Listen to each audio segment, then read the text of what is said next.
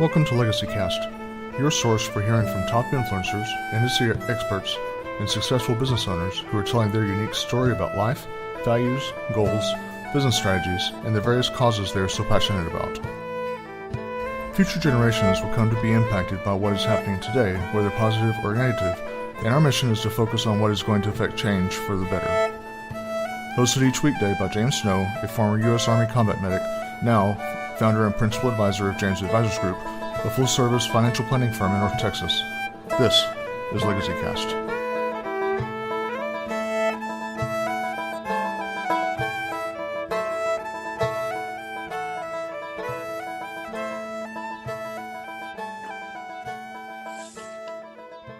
Welcome, Legacy Cast listeners. This is your host, James Snow, coming to you from North Texas.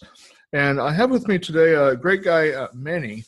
And Manny's going to talk to you about all sorts of great stuff and just really, hopefully, you'll be able to get your world turned upside down and inside out and sideways and all sorts of stuff, and just really change the way that you're thinking about things. And so, without further ado, I'll just bring Manny into the program. Welcome, Manny. Hey, thank you. Thank you, James. It's good to be here, man. And let's get this thing going. So now, just before we came on the air, you were telling me about a group that you have going, and correct. I want to make sure that we kind of get that out in the open, because that's something that's going to be of immense value to people. So tell me about that group. Yeah, so my group is called the 1000 Speakers Academy. That's the number 1000.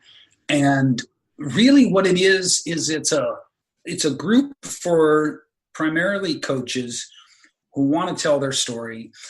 And in so doing, they really have a desire to make an impact, change the world, and make money. And those three things really need to sort of go together in order to, let's put it this way. If you really want to make impact without, shooting up a school or something, you have to be making money. Your impact and your money are related. And so what I do is I draw stories out of coaches, put them on stages, and show them how to use the story and the stage to grow a thriving coaching business while they're really kind of living in their purpose. Right. Excellent. Yeah. And so the group is the 1000 Speakers Academy on Facebook, and that's where you go to do those things.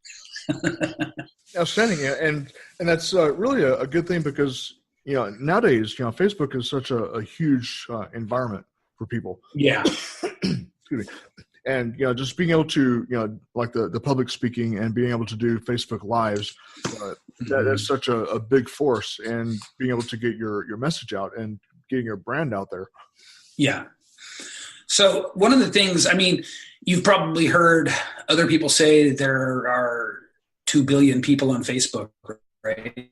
Mm-hmm. There's never been a time in human history, and I'm sure this isn't news to you either, or to your listeners, where we had the opportunity to just sort of show up and speak up, and through doing that, actually attract an audience, actually attract what we call a tribe. And so what's the difference between a tribe and an audience? Well, an audience is there and they listen. A tribe follows, learns from you, pays you for your expertise, and that kind of thing. And there are two sides to this unique time in history.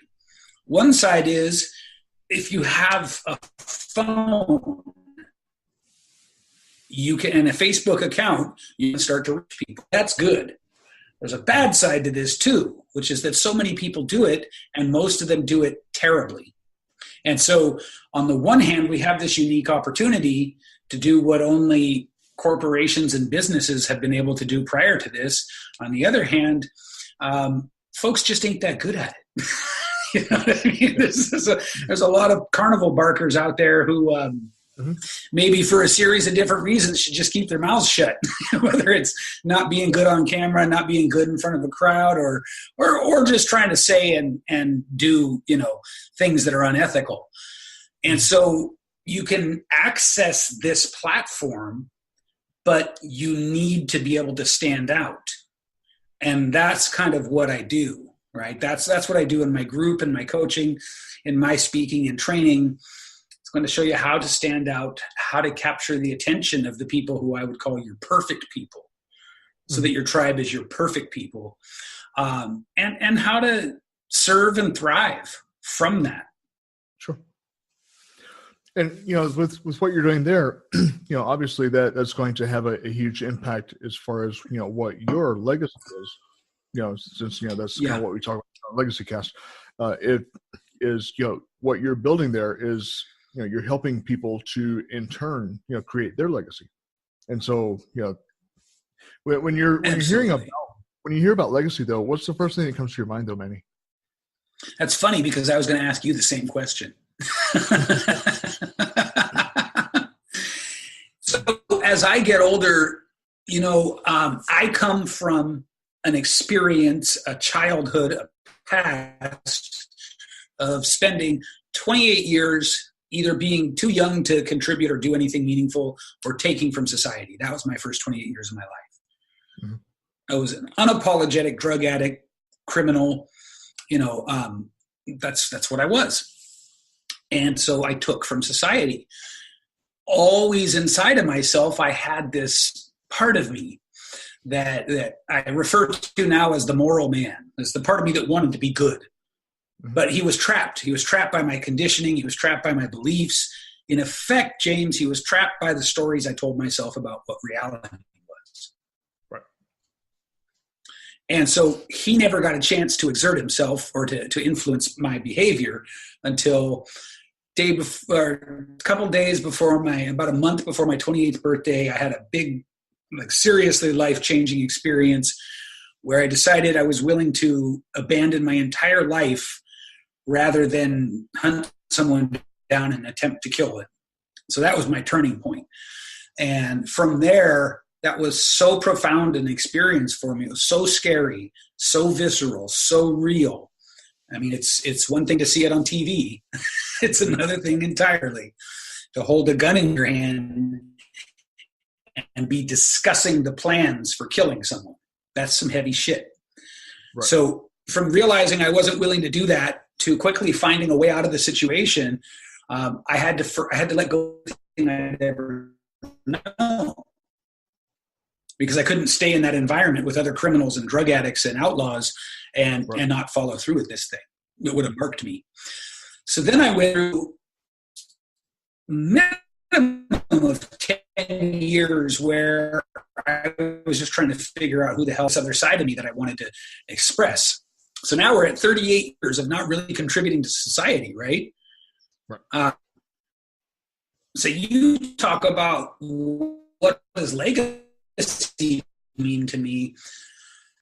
The further I get from that period in my life, the more it's like I have a strong desire to know that I've contributed more than I've taken. Yeah. Right? I want to balance those scales. And I mean that. I mean that seriously. Like, that's not just a clever thing to say. It's what drives me. It's what makes me serve people. It's what led me to asking the question for years and years on end of what can I do with my life that's going to take all of the things I'm good at, require me to grow and expand, and serve other people at the highest level I can possibly serve them at. Right. For me, the answer to that wound up being communication, which I do through training public speakers, training coaches to speak. But that was the answer. And so for me, my legacy is sort of maybe obscurely, but it's built into the name of what I do, 1,000 Speakers Academy. I want to train 1,000 speakers a year whose mission it is to act as candles, right? Not regular speakers, not platform pitch sellers, not, paid endorsers. I want people who have a story to tell. I want to show them how to tell that story so that they can each go out and inspire 1,000 other people. Mm-hmm. So that's what legacy means to me. Yeah, and I like that you used there at the end the word story, because really a legacy is just that. It's not just a financial conversation or educational conversation or whatever. Though if you ask 100 people, you'll get 100 different answers of what legacy means. Right. Ultimately, though, when you take that and average it out, it's someone's story being told their way about the things that matter to them, that they affected change, hopefully for the positive, and what they did to make the world better. So that's kind of my honed down definition of legacy. So I'm glad that you mentioned that, because it really is that, and it gives us sort of the ability to have that taste of immortality, if you will, to where we can affect deliberately what we're doing today that's going to resonate for many generations. Mm-hmm. And I feel like people should be very deliberate and intentional in what they're doing from day to day to day, because it is going to make that kind of an impact. And whether you think about it or not, it's going to make either a positive or negative one. And so we do have to be very intentional. Mm-hmm. How would your views on legacy maybe affect your business, though? How would you say that comes in? Yeah, so I mean, the whole business is legacy driven in a sense. Right. Legacy is the story, and when we're gone, what we have left. I mean, we have potentially physical contributions, but what we have left is what story people tell about us when we're gone. Right. And so, what I've discovered in my work that I didn't realize in the beginning of it, well, when I started this, I didn't realize it was my life's work, for one thing. Mm-hmm. And so that's been a very profound thing for me to uncover over time. I have a very, very deep, very powerful methodology for putting your life story together. Mm-hmm. And when I say it's deep and it's powerful, man, it's no joke. It is serious, serious work. So, and I think that that is going to be a crucial component of what I would say is my legacy, is to have developed this methodology, and it will outlive me, certainly if in no other way than in the way of the people I train from now until till I shuffle off the mortal coil. But the thing that this storytelling methodology does, in addition to some really powerful marketing and positioning stuff, which is important, even though I don't like to, it's not the main thing it does, but it will show you who your perfect target people are, your perfect audience. It will show you how to talk to your perfect audience. It will, through getting this story method correct, it will eliminate the need for sales, which I personally love, because sales, I'm one of those guys that no matter how good I get at it, there's just some part of it that I don't like, And so I like the idea of not having to sell, because it's so obvious that I can help you with what you do. And it's just a question of how do we start. So it does those things, but there's an internal element to it where you go through it and you really pull out each part of your life and you organize them according to this model I use. What happens is, what used to sort of bind you in trauma, you get liberated from. Mm-hmm. Okay. Another way of saying it is whatever was hounding you gets the teeth taken out of it. And so this is a very powerful experience for people. And so that's a big part of my contribution. It's not just that I help you be a more successful coach. It's that you actually transform in the process. Okay. So do you believe that it's important that people create for themselves, both on a personal and business level, some sort of planning strategy, business planning strategy, financial planning strategy, things of that sort? Yeah, man, absolutely. I was indoctrinated into the whole just follow your bliss approach to life, and it led me to the gutter. So I'm a big fan of plans and strategies, to get where we want to go. I also believe it's a